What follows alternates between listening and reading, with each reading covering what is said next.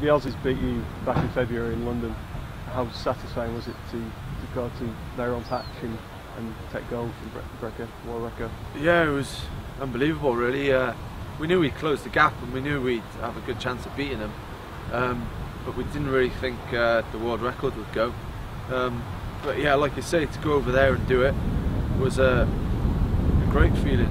You know, I think there was a lot of talk after it, you know, that they were streets ahead sort of thing, and you know, going into all the way over to Melbourne, and it was going to be a challenge and things, but at the same time it was still all part of the process.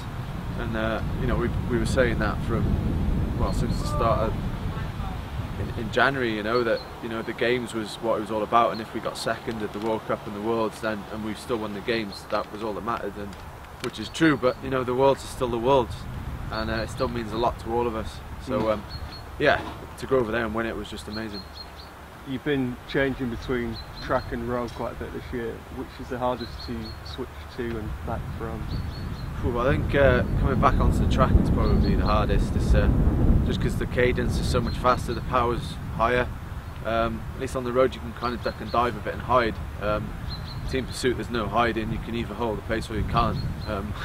So yeah, it's definitely hard to go back onto the track. Do you still feel like the team's got more scope to improve? Definitely, I think myself anyway, I've got a lot more to come. I think you know, I still had limited amount of time on the track.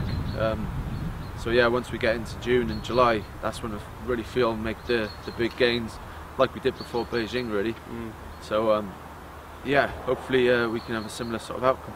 Do you ever have any regrets about the decision you made to concentrate on track? No regrets. It's just it's still hard to watch though, you know, like watching the classics, and still like love to be there, but you know, at the same time I know I'm doing it for the right reasons, and I wouldn't want to go on that start line in London thinking, oh, maybe I shouldn't have done the tour, and maybe I shouldn't have spread myself so thin on the road, you know.